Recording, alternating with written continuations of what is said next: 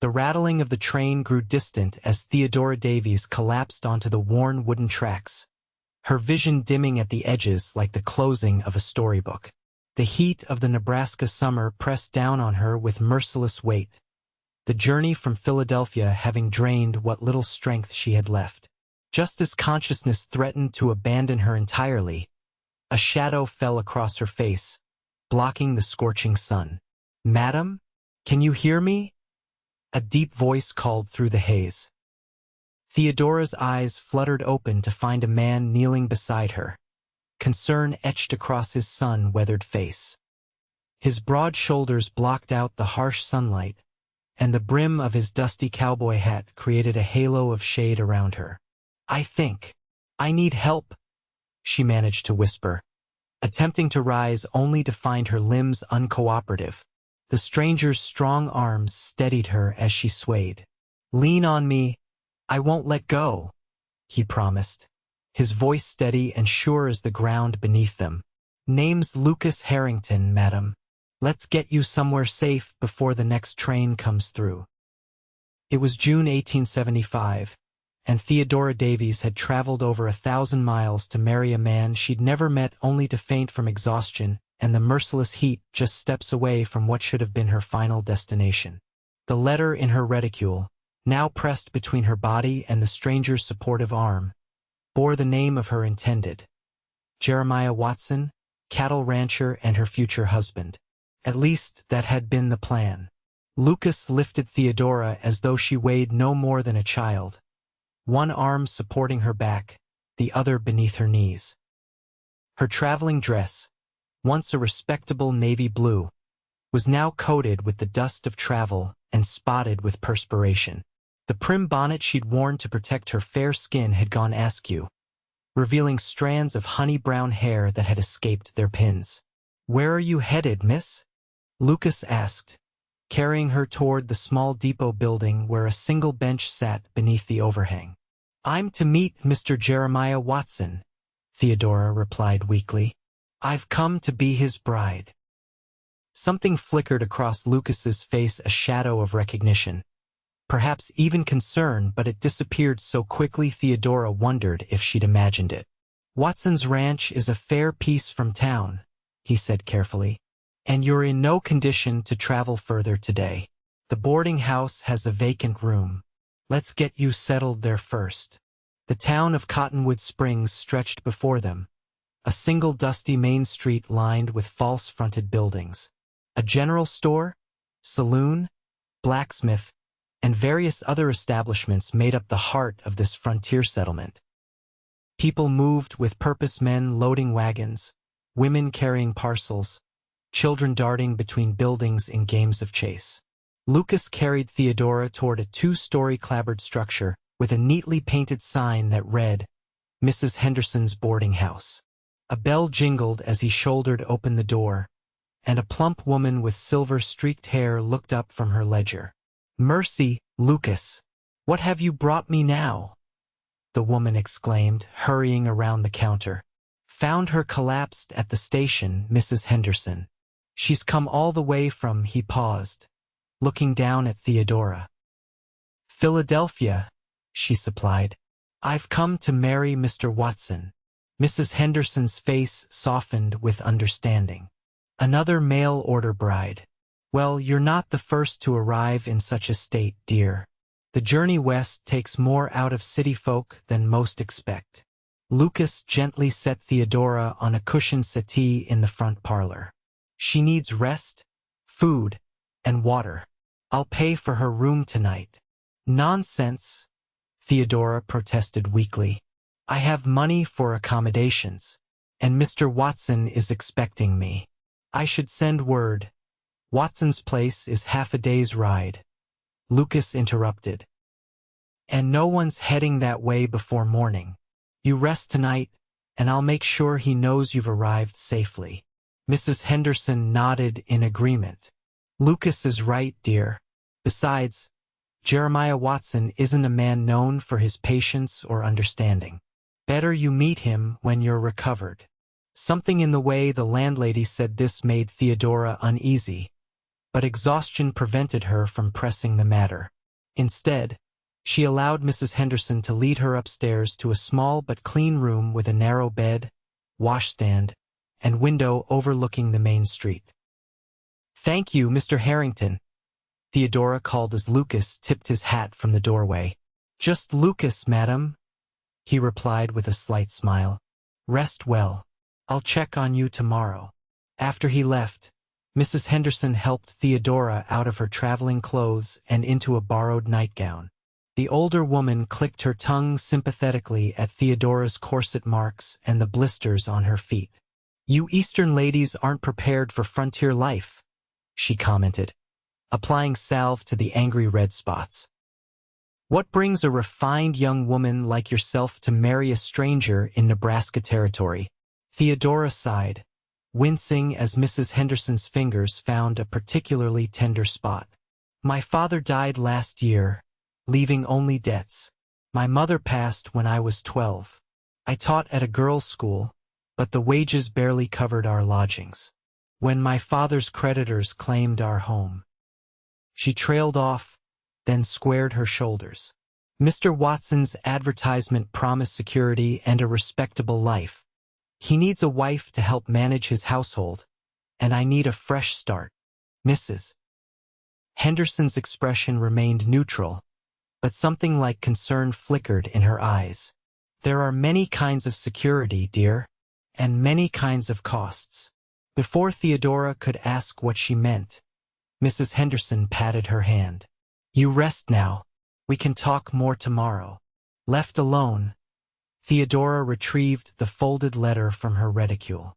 Jeremiah Watson's handwriting was bold and slashing, the letters pressed deeply into the paper as though written with great force. He had described himself as a successful rancher with a substantial herd and a newly built home that lacked only a woman's touch. He sought a bride of good character, education, and modest temperament who could manage a household and eventually bear children. His requirements had seemed reasonable, his offer generous. Yet something about Lucas Harrington's reaction to Watson's name nagged at her. The cowboy's face had been hard to read, but she was certain she'd seen a flicker of what?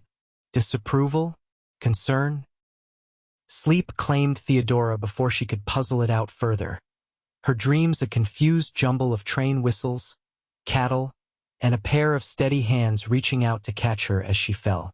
Morning brought clarity and renewed strength.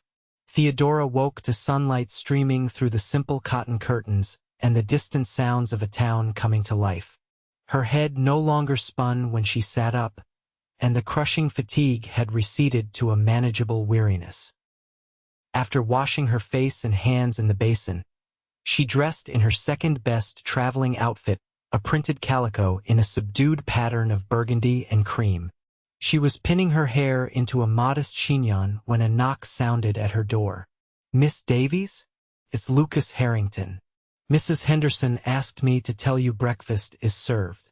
Theodora opened the door to find Lucas standing in the narrow hallway, hat in hand.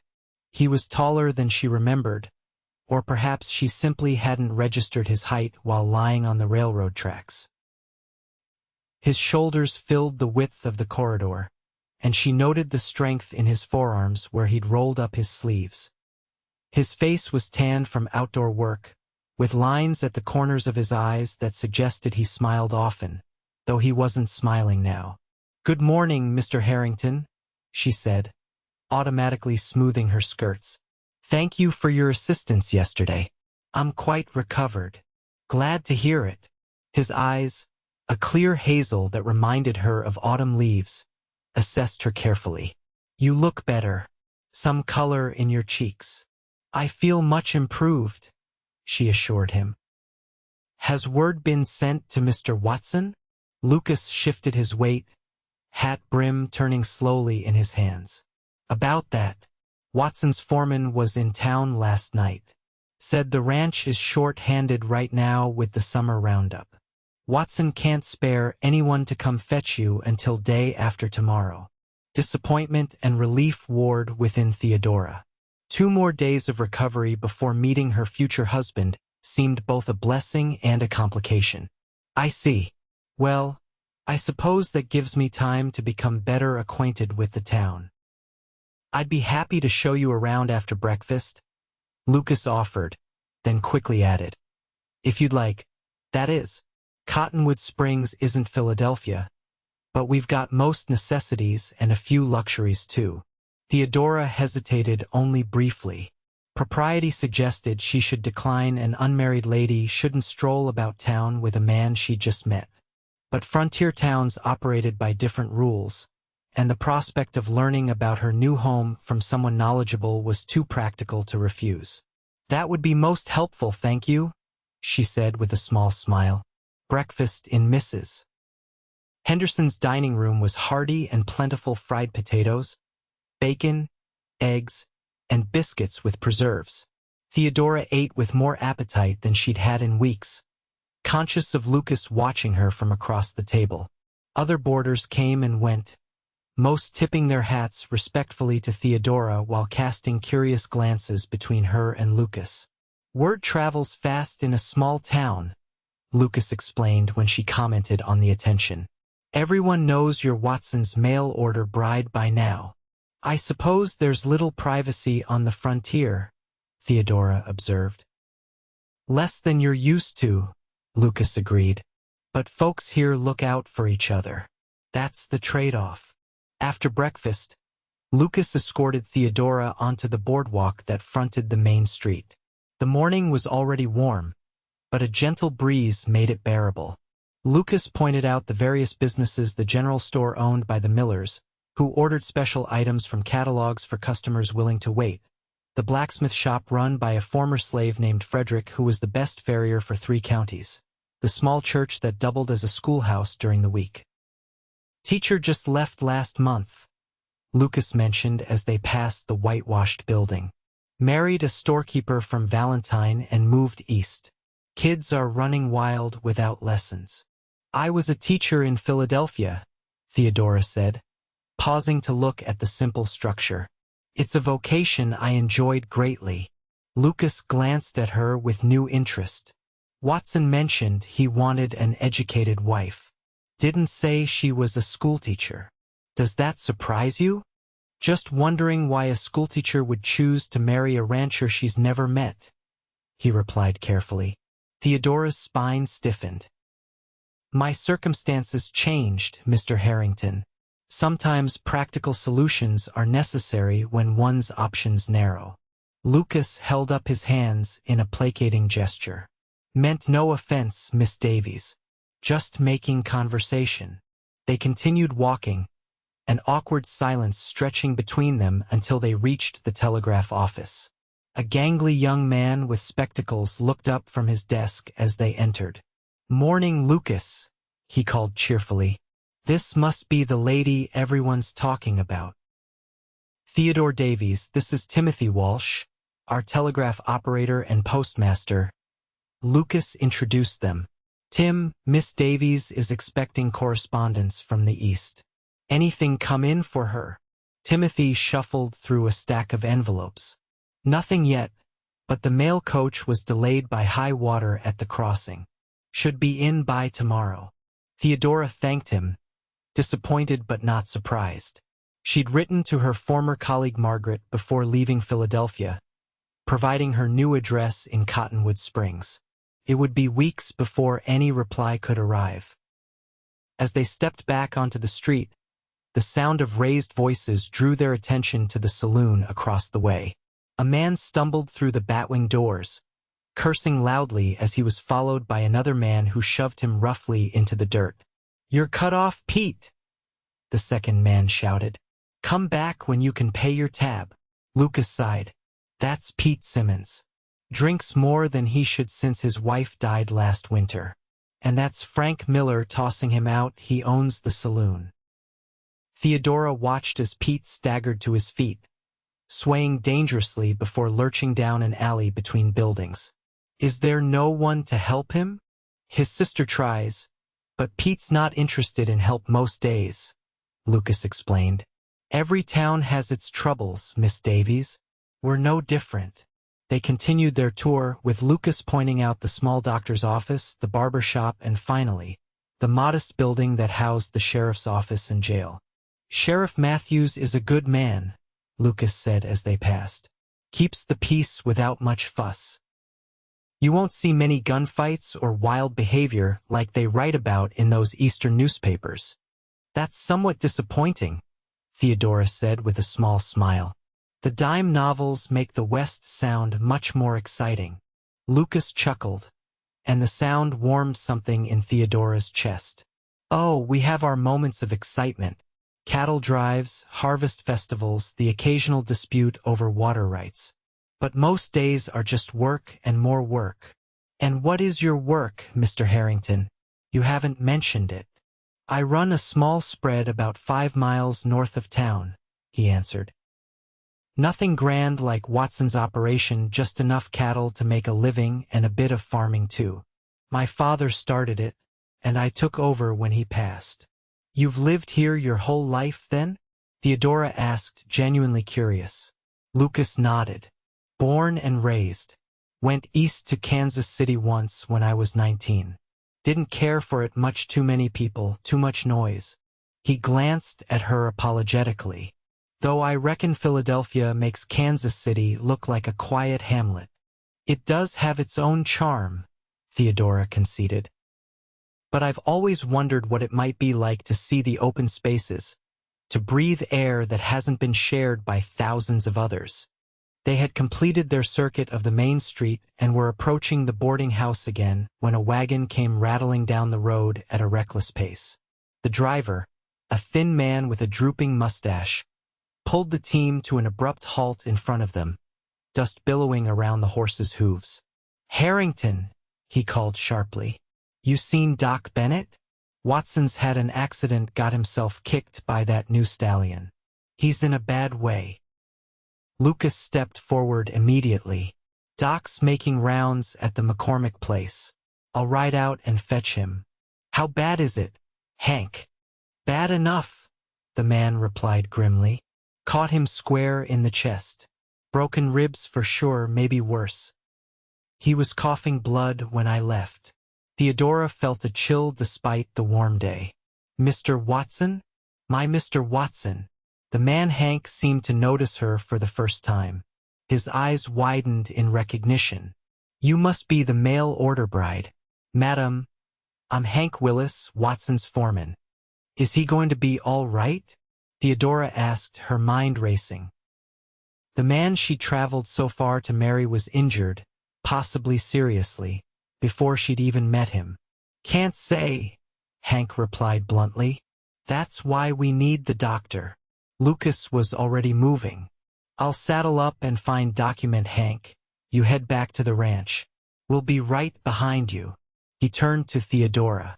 "Miss Davies, you should stay here in town until—" "I'm coming with you," she interrupted firmly. "If Mr. Watson is my future husband, my place is at his side, especially in a time of crisis."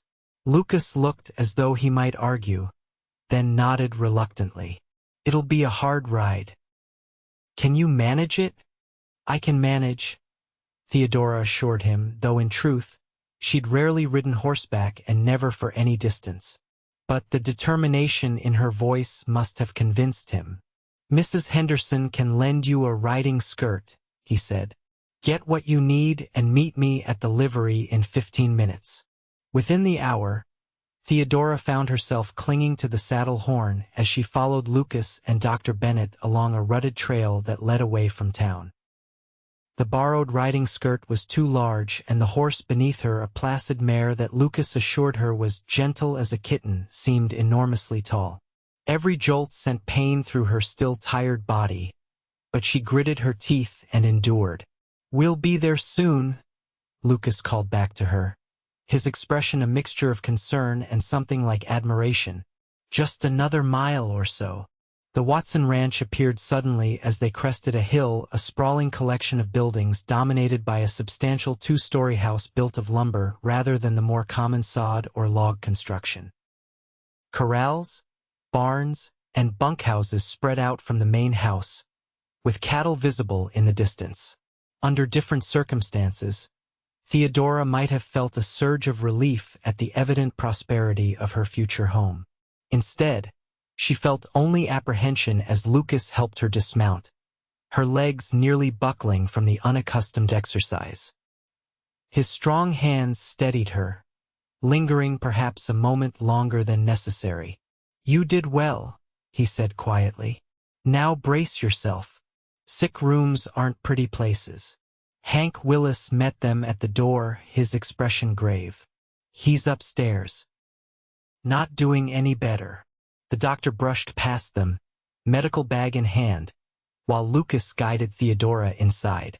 The house was well built but sparsely furnished, with plain, serviceable pieces that lacked any feminine touches. A layer of dust covered most surfaces, and the air smelled of tobacco and leather. "Watson's been a widower for 6 years," Lucas explained as they climbed the stairs. "Had a housekeeper for a while, but she left last winter.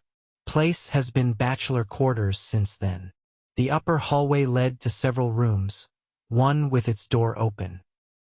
Inside, a large man lay on an iron-framed bed, his face contorted in pain as the doctor examined him. Even in his injured state, Jeremiah Watson was an imposing figure, broad-shouldered, with a thick beard streaked with gray and heavy brows drawn together in a permanent-seeming scowl. "Who the hell is that?" he demanded when he spotted Theodora hovering in the doorway. "Your bride, Jeremiah," Dr. Bennett answered calmly, continuing his examination. "Miss Davies arrived yesterday while you were breaking that devil of a horse." Watson's dark eyes fixed on Theodora, assessing her with a coldness that made her shiver despite the warm room. "Humph. Skinnier than your picture showed, and later than you said you'd be. The train was delayed by track repairs, Mr. Watson," Theodora explained, stepping closer to the bed. "I'm sorry to meet you under such circumstances." Watson grunted, then winced as the doctor pressed on his ribs. "Damn it, Bennett, haven't you tortured me enough?" "3 broken ribs," the doctor announced, ignoring the outburst. "And your lungs been punctured, that's why you're coughing blood. You'll live, but you need complete bed rest for at least 6 weeks. 6 weeks, Watson roared, trying to sit up only to fall back with a groan of pain. "I've got a ranch to run. The summer drive starts in 2 weeks. "Hank can manage the drive," Lucas interjected from the doorway. "He's done it before when you went to Kansas City last year." Watson glared at him. "Nobody asked you, Harrington. What are you doing here anyway?" "I brought the doctor," Lucas replied evenly. "And Miss Davies." The injured man's gaze swung back to Theodora. "Well, girl, seems you arrived at a convenient time after all. You can make yourself useful nursing me back to health." Theodora straightened her spine. "Of course, Mr. Watson. I'm sure Mrs. Willis can show me where the household supplies are kept so I can make you more comfortable." "Mrs. Willis?" Watson barked a laugh that ended in a painful cough. "Hank's not married. There are no women on this ranch, that's why I sent for you." Dr. Bennett finished bandaging Watson's chest and began packing his instruments. "He needs laudanum for the pain, regular changes of the bandages, and someone to ensure he stays in that bed. Miss Davies, are you familiar with nursing duties?" "I assisted our school physician in Philadelphia," Theodora answered. It wasn't entirely true. She'd merely escorted 6 students to the doctor's office, but she couldn't bear to appear completely useless in her first meeting with her intended husband. "Good," the doctor nodded. "I'll leave written instructions and enough laudanum for a week. I'll return to check on him in 3 days." As the doctor prepared to leave, Lucas drew Theodora aside in the hallway. "This isn't what you expected for your arrival," he said quietly. "Are you sure you want to stay? You could come back to town until he's recovered." Theodora shook her head, though the thought was tempting. What kind of impression would that make? "I came here to be Mr. Watson's wife, to help manage his household." This is my place now. Lucas studied her face, his expression unreadable. Watson's not an easy man at the best of times. In pain and confined to bed, he'll be worse. I'm not afraid of hard work or difficult people, Mr. Harrington, she replied, though in truth, Watson's cold assessment had unsettled her. Lucas, he reminded her, and I know you're not afraid. Just... He hesitated. If you need anything at all, send word to town. I'll come. The sincerity in his voice touched her, a warm contrast to Watson's harshness. Thank you, Lucas. I appreciate your kindness to a stranger. You're not a stranger anymore, he said simply. You're part of Cottonwood Springs now. After Lucas and the doctor departed, Theodora found herself facing the daunting task of bringing order to the neglected house while tending to her irascible patient. Hank showed her the kitchen, a chaos of unwashed dishes and depleted supplies, and the pantry, which contained basic staples but little else. Boss usually takes meals with the hands in the cookhouse, Hank explained. Cookie can send up food for both of you until you get settled. Theodora thanked him, then set about exploring the rest of the house. The room that was evidently intended to be hers adjoined Watson's but had a separate door to the hallway. It was simply furnished with a narrow bed, a plain dresser, and a washstand. The window overlooked the corrals, where men were working with the horses that had caused Watson's injury. Returning to Watson's room, she found him drifting in and out of consciousness from the laudanum. His features were relaxed in sleep, making him look less formidable. Theodora studied the man she had agreed to marry, the broad face with its prominent nose, the calloused hands that lay atop the quilt, the silver threading through his dark hair. He was perhaps 20 years her senior, somewhere in his mid-40s, but it was the hardness around his mouth rather than his age that gave her pause. Stop hovering and make yourself useful, Watson muttered suddenly, his eyes still closed. There's dust thick enough to plant crops in this room. Theodora jumped, startled by his abrupt speech. Yes, Mr. Watson. I'll see to it right away. The next days fell into an exhausting pattern. Theodora rose before dawn to build fires, prepare whatever simple meals she could manage with the limited supplies, and tend to Watson's needs. The injured man was a demanding patient, complaining about everything from the temperature of his broth to the way she changed his bandages. You've got delicate hands at least, he grudgingly admitted on the third day as she carefully wrapped fresh bandages around his chest. Not work-hardened like most frontier women. I've always taken care to protect my hands, Theodora replied. Good penmanship was essential for a teacher. Watson snorted. Won't need fancy writing on a ranch. You'll toughen up soon enough. His words were a reminder of the future that awaited her, a life of physical labor far different from the classroom environment she'd known. Theodora found herself wondering, not for the first time, if she'd made the right decision in coming west. Later that afternoon, as she was attempting to bring order to the cluttered study downstairs, Hank appeared at the door. Riders coming, he announced. Looks like the Doc and Harrington. Theodora smoothed her hair and apron, suddenly conscious of her disheveled appearance after hours of cleaning. She met the visitors on the porch, relieved to see friendly faces after days with only Watson and the distant ranch hands for company. Miss Davies, Dr. Bennett greeted her. How's our patient? Recovering, though not as patiently as one might hope, she replied with a small smile. His appetite has improved today, which I take as a good sign. Lucas dismounted, his eyes taking in her tired face and dusty apron. And how are you holding up? I'm managing, Theodora answered, lifting her chin slightly. The house needed attention. That's putting it mildly, Lucas commented, following them inside. This place hasn't seen a woman's touch since Sarah Watson passed. Dr. Bennett climbed the stairs to examine his patient while Lucas lingered in the front room with Theodora. I brought some things from town, he said, producing a small package wrapped in brown paper. Mrs. Henderson thought you might need them. Inside the package, Theodora found a bar of lavender soap, a small bottle of rose water, a comb, and several hairpins. Simple items, yet the thoughtfulness behind them brought unexpected tears to her eyes. Please thank Mrs. Henderson for me, she said, blinking rapidly. It was most kind of her to think of my comfort. Lucas studied her face. You look tired. Have you been getting any rest? Mr. Watson requires frequent attention, she explained, avoiding a direct answer. In truth, she'd barely slept since arriving at the ranch.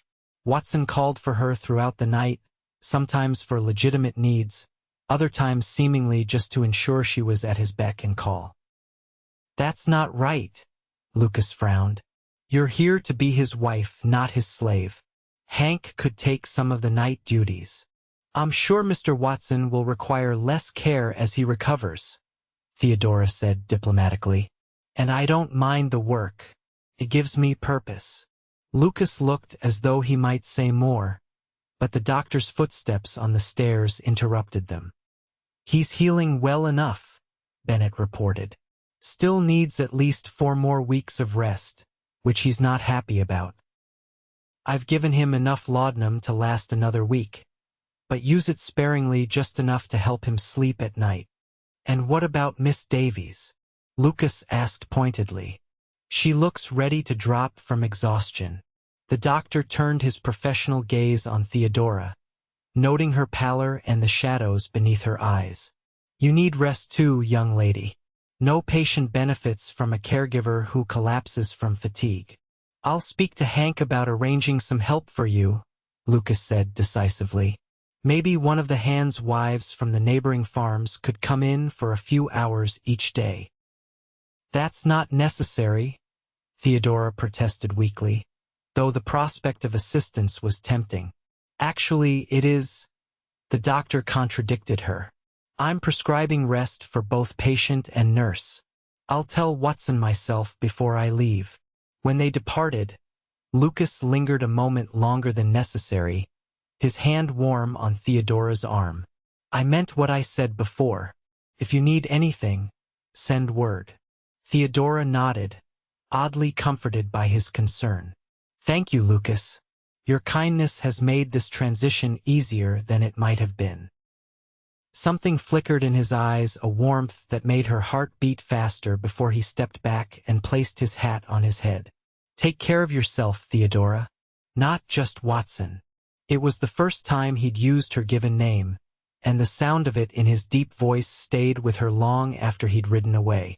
True to their word, Lucas and the doctor had apparently spoken to Watson about Theodora's need for assistance. The following morning, a wagon arrived carrying Mrs. Martinez, the wife of a neighboring rancher, who announced she'd be coming daily to help with the housekeeping and cooking. Mr. Harrington arranged it all, Mrs. Martinez explained as she efficiently took over the kitchen. Said you needed proper help, and he was right. This place is a disaster. With Mrs. Martinez handling the household chores, Theodora was able to focus on caring for Watson and occasionally rest herself. The older woman was a fount of practical knowledge, teaching Theodora about cooking on a wood stove, preserving food, and other frontier skills she'd need as a rancher's wife. You're a quick learner, Mrs. Martinez commented approvingly as Theodora successfully made her first batch of biscuits without burning them. But you've got city hands. They'll blister something fierce when you start doing real ranch work. Mr. Watson mentioned something similar, Theodora admitted, examining her slender fingers. I suppose I have much to learn about life here. Mrs. Martinez glanced toward the stairs, then lowered her voice. Jeremiah Watson expects a lot from those around him, especially women. His first wife worked herself to illness trying to please him. Theodora absorbed this information silently. In the week she'd been at the ranch, Watson had shown little appreciation for her efforts and had often criticized her inexperience. When she'd mentioned her teaching background, hoping they might find common ground in intellectual pursuits, he dismissed it as useless frippery on a cattle ranch. "Did you know his first wife well?" Theodora asked carefully. Mrs. Martinez nodded. "Sarah was a gentle soul. Came from back east like you, though she'd been in Missouri for a time before marrying Jeremiah. She tried to make this place a home, planted flowers, hung curtains. But Jeremiah," she shook her head, "he doesn't see value in beauty or comfort, only in what brings profit." The woman's words confirmed Theodora's growing unease about her future husband. Each day revealed more about the man she'd agreed to marry, and little of it matched the respectful, successful rancher who had written those persuasive letters.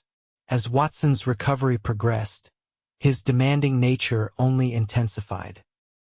By the third week of her stay, he was insisting on being helped to a chair by the window so he could observe the ranch operations and shout orders to Hank, who patiently relayed them to the hands. "You need to speak with the cook about the quality of the beef," he instructed Theodora one afternoon. "Tell him I won't tolerate tough meat, injured or not." "Yes, Mr. Watson," she replied automatically, having learned that agreeing was easier than arguing. "And stop calling me Mr. Watson," he snapped. "You're to be my wife. Start using my given name." Theodora hesitated. She had deliberately maintained the formality between them, a small barrier that kept their relationship proper until marriage. "As you wish, Jeremiah." His name felt strange on her tongue, lacking the natural ease with which she'd come to say Lucas. "That's better," Watson nodded. "The preacher comes through next week. We'll have the wedding then, before I'm back on my feet. No sense waiting any longer." Theodora's heart skipped a beat.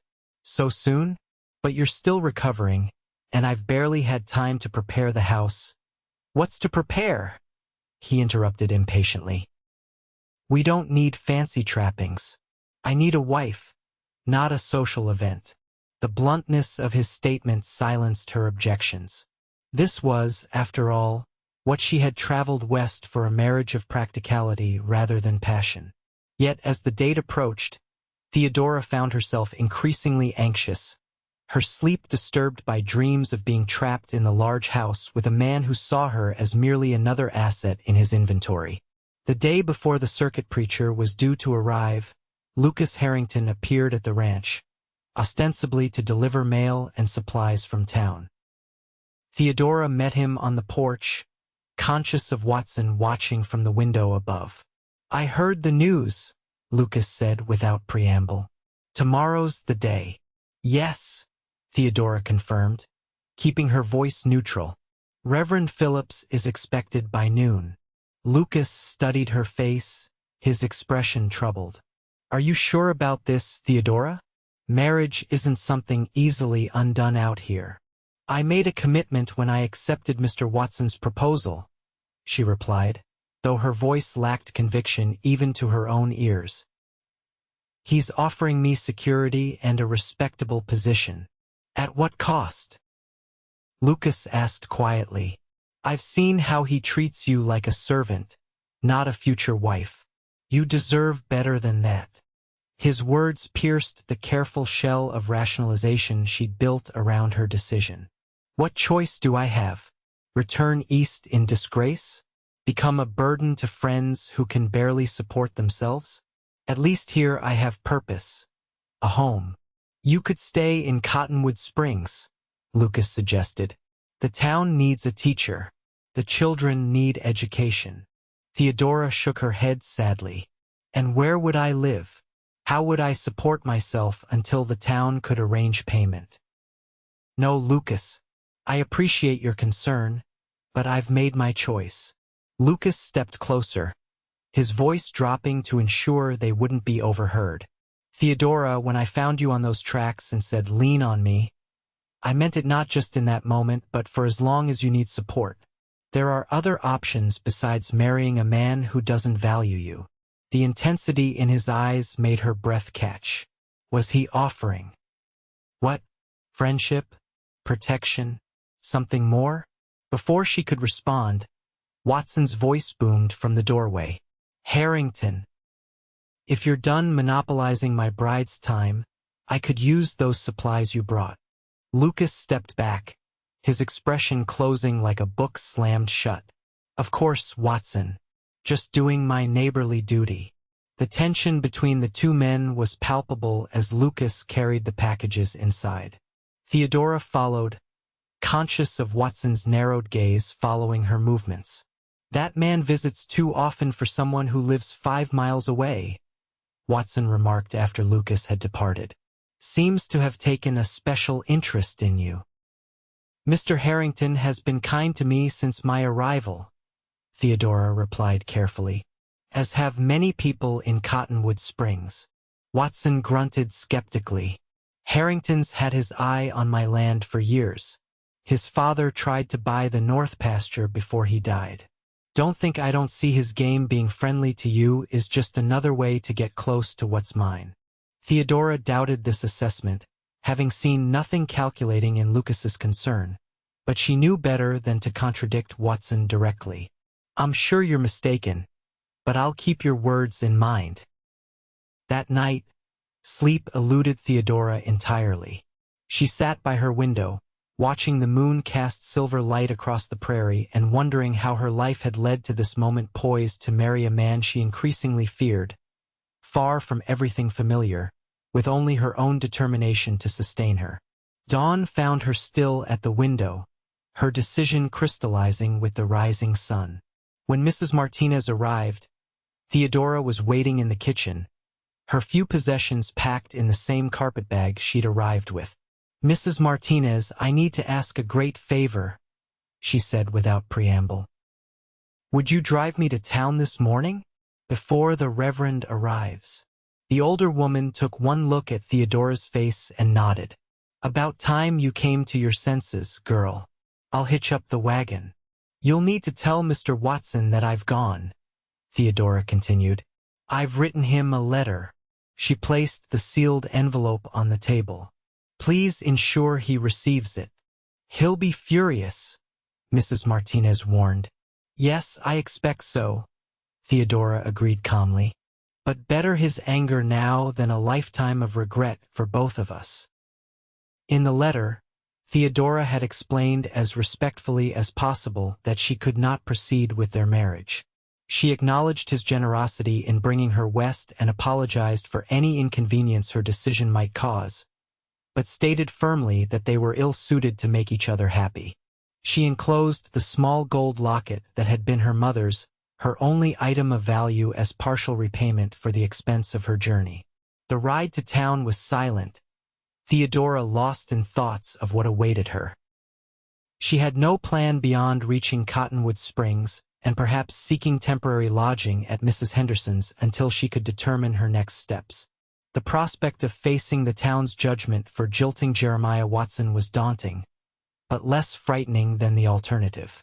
Mrs. Henderson received her without surprise, as though she'd been expecting this outcome all along. The room you had before is still available, she said, taking Theodora's bag. Stay as long as you need to sort things out. Thank you, Theodora said gratefully. I can pay for a week's lodging, but after that. She trailed off uncertain. We'll figure something out, the older woman assured her.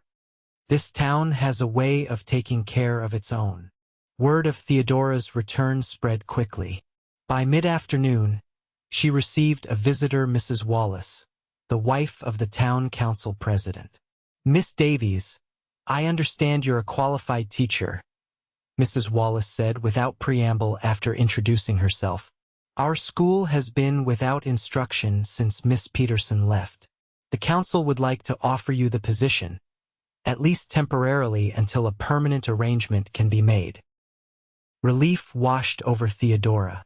I would be delighted to accept, Mrs. Wallace. Teaching is my true calling.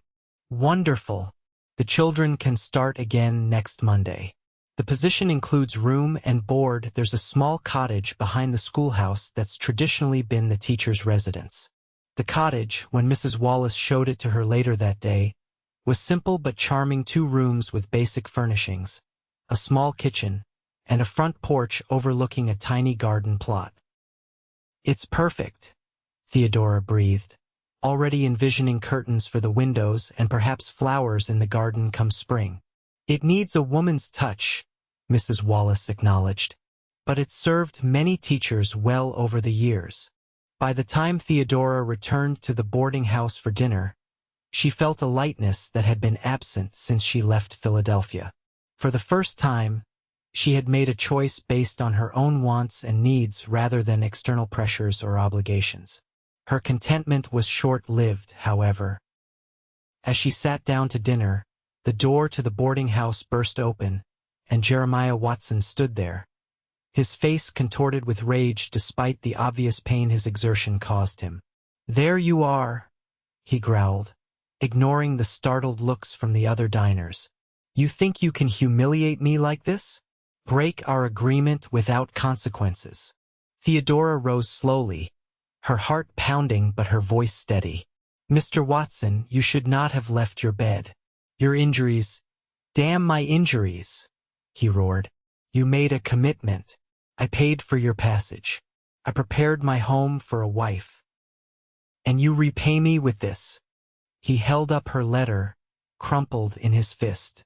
Mrs. Henderson stepped between them. "Jeremiah Watson, you will not come into my establishment shouting like a madman.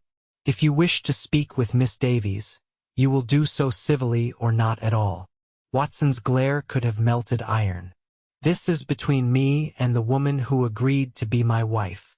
I never promised to be your wife unconditionally," Theodora countered, finding courage in Mrs. Henderson's support. "Our arrangement was based on mutual benefit. After spending time in your home, I realized we would not suit. Better to recognize that now than after vows have been exchanged. You have no right to judge whether we would suit." Watson spat. "I offered you everything a woman could want: a substantial home, financial security, respectability. What more could someone in your position possibly expect?" "Kindness," Theodora replied simply. "Respect. Partnership. Things no amount of land or cattle can replace." Watson's face darkened further. "You've been listening to Harrington, haven't you? He's filled your head with nonsense." "Mr. Harrington has nothing to do with my decision," Theodora stated firmly, though Lucas's words had indeed confirmed her own misgivings. "I've made my choice based on what I observed in your home and in our interactions." "I won't accept this," Watson declared. "You have until tomorrow to return to the ranch and fulfill your obligation, or I'll have the sheriff arrest you for theft." "Theft?" Theodora gasped. "I've taken nothing that wasn't mine." "My money paid for your journey west," Watson countered. "Unless you can repay that considerable sum immediately, you've essentially stolen from me." Before Theodora could respond, another voice joined the confrontation. "That's enough, Watson." Lucas Harrington stood in the doorway, his expression grim but controlled. "Miss Davies doesn't owe you anything." Watson turned his fury toward the newcomer. "This is none of your business, Harrington. When you threaten a lady in public and make false accusations, you make it everyone's business," Lucas replied evenly. "As for the cost of her journey, I believe this covers it." He tossed a small pouch that landed with a heavy clink on the table between them. Watson's eyes narrowed as he looked at the pouch, then back at Lucas. "Playing the white knight, Harrington? What's your stake in this? Or is it just my land you're after?" "This has nothing to do with your land," Lucas said, his patience visibly thinning. "It's about treating people with basic human dignity, something you seem incapable of understanding." Watson's hand moved toward his hip, where a revolver would normally be holstered, but his injured state had prevented him from arming himself. Realizing this, he snarled in frustration. "This isn't over," he warned, his gaze shifting between Theodora and Lucas. "No one humiliates Jeremiah Watson without consequences." With that, He stormed out as dramatically as he had entered, leaving a stunned silence in his wake. Lucas approached Theodora, concern etched on his features. "Are you all right?" She nodded, though her hands trembled slightly. "Yes, thanks to your timely arrival. But Lucas, you shouldn't have given him money on my behalf. I can't accept such generosity." "Consider it a loan, then," he suggested. "You can repay me when you're established. Mrs. Wallace told me about the teaching position." "News travels remarkably fast in this town," Theodora observed with a small smile. "It's both the blessing and curse of small communities," Lucas agreed, returning her smile. "Nothing stays private for long, but help arrives quickly when needed." Over the next few days, Theodora settled into her new role and residence. The schoolhouse needed cleaning and organizing, and the cottage required similar attention, but the work was satisfying in a way that her labors at Watson's Ranch had never been. The town's children, ranging from 6 to 16 years old, welcomed her eagerly, hungry for education after weeks without formal instruction. Lucas visited regularly, often bringing small gifts: a jar of honey from his bees, a book from his personal library, wildflowers he'd gathered on his ride to town. Each visit deepened their friendship, their conversations ranging from literature to philosophy to the practical aspects of frontier life. "You're a natural teacher," he commented one evening as he helped her repair a broken desk. "Those children adore you already." Theodora smiled, pleased by his observation. "Teaching gives me purpose. It always has. I feel more myself in that classroom than I have since leaving Philadelphia." "I'm glad you found your way there," Lucas said quietly, "even if the path was difficult." Theodora paused in her work, studying his face in the lamplight. "Lucas, I never properly thanked you for what you did with Mr. Watson, stepping in like that, offering payment. It was beyond what anyone could expect from a friend." Lucas set down his tools, his expression serious. "Theodora, I think you know that I consider you more than just a friend." Her heart quickened at his words, though they didn't entirely surprise her. The connection between them had been growing steadily since that first moment on the train tracks. "I believe I do," she acknowledged softly. "I don't want to rush you," he continued. "You came west expecting one future and found another. You deserve time to settle into your new life, to be certain of what you want." Theodora appreciated his consideration. After the pressure of Watson's expectations, Lucas's respect for her autonomy was a welcome contrast. "Thank you for understanding that," she said. "But I also don't want to pretend I don't feel what's growing between us." Lucas reached across the table, his calloused hand covering hers gently. "Then we'll take it one day at a time. No promises except honesty." The weeks that followed were among the happiest of Theodora's life. Her days were filled with teaching eager young minds, while her evenings often included Lucas's company, sometimes along with other friends from town. Sometimes just the two of them sharing quiet conversations on her porch as the prairie sunset painted the sky in brilliant hues. Watson remained a distant threat, occasionally sending messages demanding the return of items Theodora had never taken or making vague accusations about her character to townspeople. But the community had embraced her as their teacher, and his attempts to discredit her found little purchase. By mid-autumn, when the prairie grasses had turned golden and the first hints of winter sharpened the air, Lucas invited Theodora to visit his ranch for the first time. "I'd like you to see where I live," he said as they walked back from church one Sunday. "If you're willing to ride out with me next Saturday, I promise to have you back before dark." Theodora agreed eagerly, curious to see the place Lucas spoke of with such quiet pride. When Saturday arrived, he appeared at her cottage door with 2 horses, his own sturdy gelding, and a gentle mare he'd borrowed specifically for her.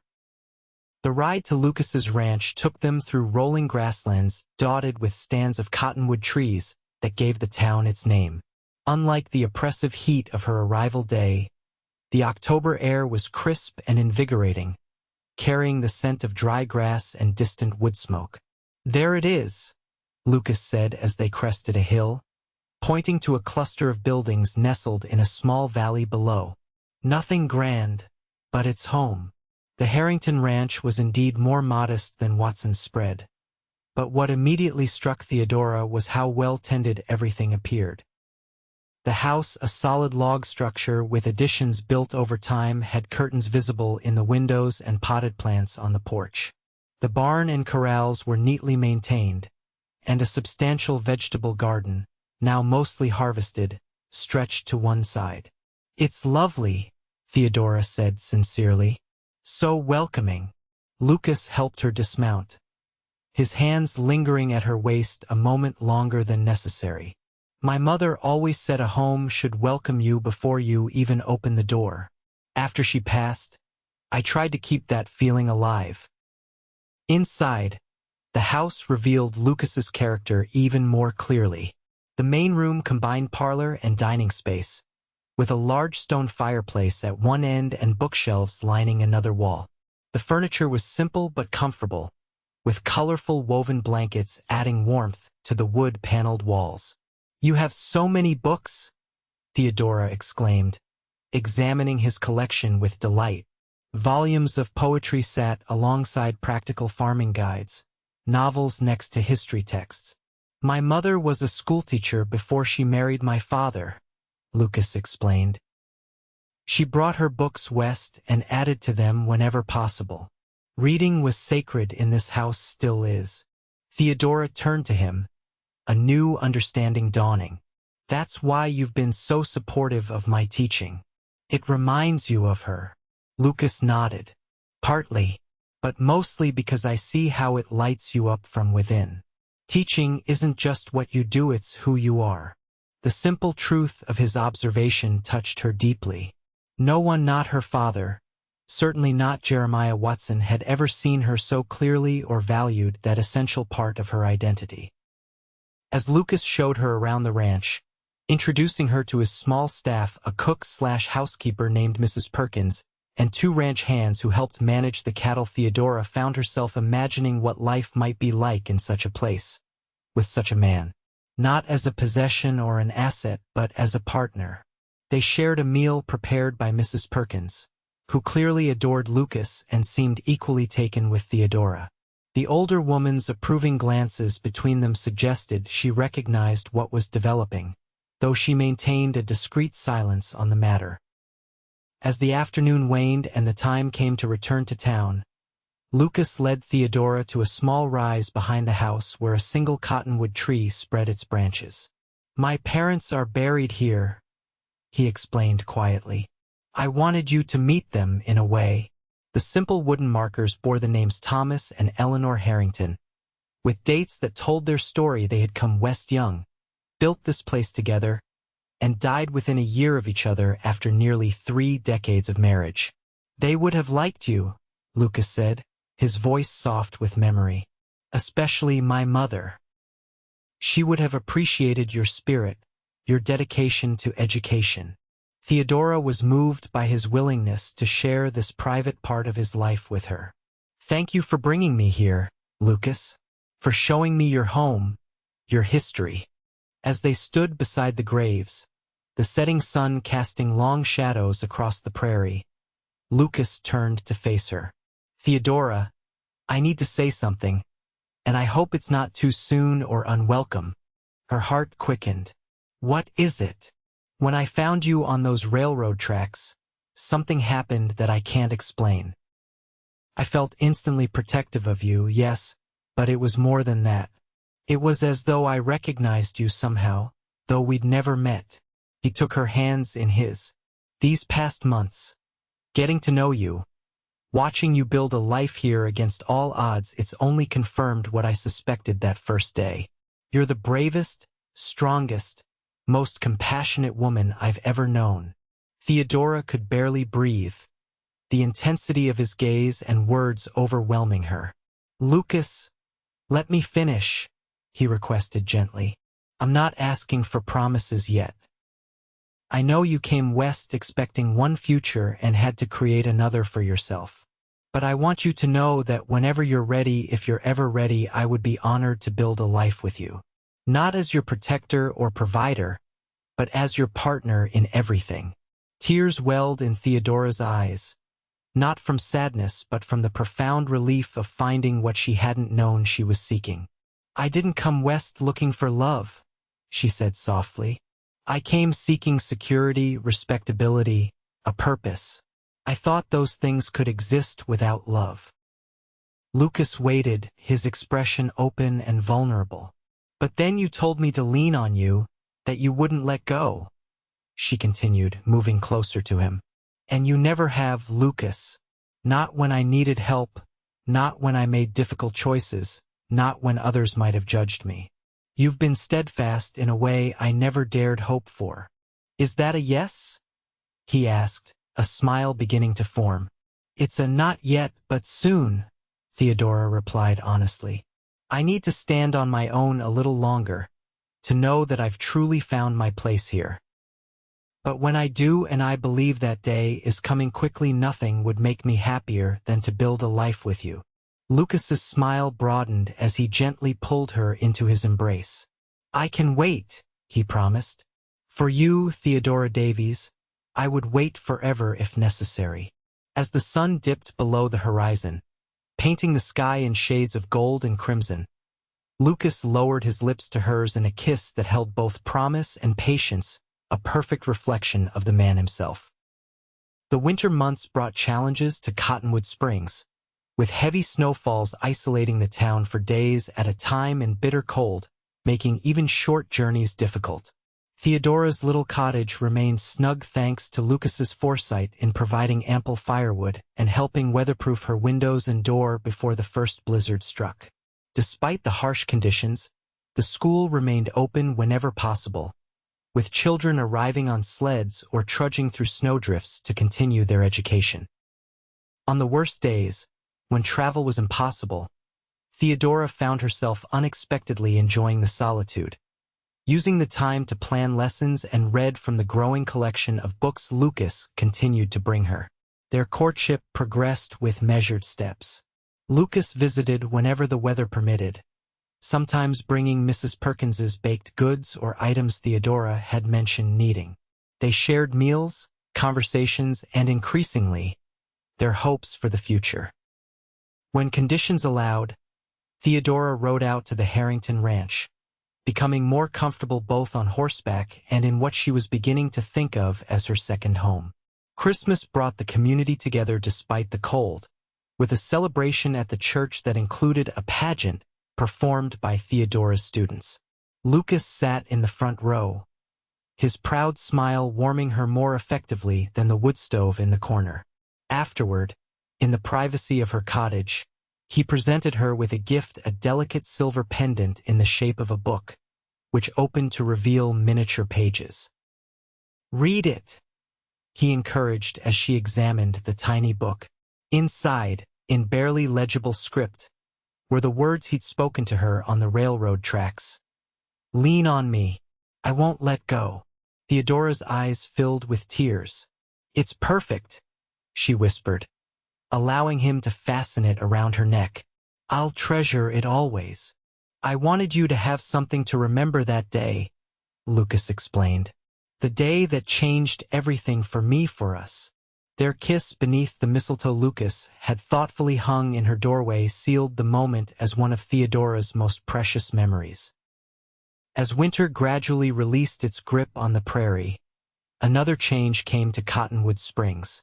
Jeremiah Watson, having failed to recover his pride or force Theodora to return, announced he was selling his ranch and moving to Wyoming territory. The news brought mixed reactions in town, concern for the hands who would need new employment, speculation about who might purchase such a substantial property, and for Theodora, quiet relief that this final shadow over her new life might soon be lifted. "He approached me about buying the north pasture," Lucas told her during an early spring ride. "Said if I still wanted it, he'd sell it separately from the main ranch." "Will you purchase it?" Theodora asked, knowing the land adjoined Lucas's property and would be a valuable addition. Lucas shook his head. The price is fair enough, but something about the offer feels wrong. Like accepting it would somehow validate his behavior toward you. Theodora considered this. Or perhaps it would be the final chapter in that story, a way to close that book entirely and begin anew. Lucas glanced at her with a smile. Always the teacher, finding the lesson in every situation. It's a habit, she admitted. But in this case, I think there is wisdom in moving forward rather than dwelling on past unpleasantness. In the end, Lucas did purchase the North Pasture, while a cattle company from Chicago bought the main ranch. Watson departed without farewell to anyone in town, his bitterness apparently undiminished by time or distance. By late April, when the prairie began its transformation from winter brown to vibrant green, Theodora had made her decision. The school term was ending, her contract fulfilled, and the town council had already approached her about returning in the fall. She had proven to herself and everyone else that she could stand on her own, build a life of her own making, and find purpose in this new land. On a perfect spring evening, as they sat on her porch watching the sunset, Theodora turned to Lucas with quiet certainty. "I'm ready now," she said simply. Lucas's eyes lit with understanding and joy. "Truly?" Theodora nodded, her heart full. "Truly. I love you, Lucas Harrington. I want to build our future together as partners, equals, companions in everything." Lucas took her hands in his expression solemn despite the happiness radiating from him. "Theodora Davies, will you marry me? Not because you need security or because I need a wife, but because together we're better than we could ever be apart." "Yes," she answered without hesitation. "With all my heart, yes." They were married in June, when the prairie was alive with wildflowers and the cottonwood trees that gave the town its name released their seeds on the warm breeze like summer snow. The ceremony took place under the lone tree behind the Harrington Ranch, with Theodora wearing a simple white dress adorned with blue ribbons that matched Lucas's eyes. The entire town turned out to celebrate, the school children presenting their teacher, and her new husband with a handmade quilt sewn with squares representing lessons they had learned under her tutelage. As husband and wife, Theodora and Lucas created a home that honored both their pasts while building toward their shared future. The ranch prospered under their combined efforts, Lucas managing the cattle operation while Theodora continued teaching during the school terms and helping with the books and correspondence that connected their small operation to the wider world. Within a year, they had converted one of the ranch's spare rooms into a small schoolroom where Theodora tutored the children from neighboring farms during the summer months and on weekends. By their second anniversary, the sound of a baby's laughter filled the house as their daughter Eleanor, named for Lucas's mother, began exploring her world with the same curiosity and determination her parents had shown in finding each other. On a warm summer evening, 5 years after Lucas first told Theodora to lean on him, they sat on the porch of their expanded home, watching Eleanor chase fireflies in the gathering dusk while their infant son Thomas slept in Theodora's arms. "Did you ever imagine this would be your life?" Lucas asked, his hand resting comfortably on her shoulder. "When you stepped off that train, exhausted and uncertain?" Theodora smiled, leaning into his touch. "Not in my wildest dreams. I came west seeking safety and ended up finding everything I never knew I wanted, including a stubborn cowboy who couldn't take his eyes off a woman who fainted on the railroad tracks." Lucas teased gently. "Especially him." Theodora agreed, turning to meet his gaze with the same love that had grown steadily between them since that fateful day. "The man who told me to lean on him and never let go." "And I never will," Lucas promised, sealing his words with a kiss as the prairie sunset painted their world in gold, a fitting backdrop to the life they had built together not from necessity or convenience, but from the most unexpected and precious gift of all, a love that had begun with a simple act of kindness on a dusty railroad track in the heart of the American frontier.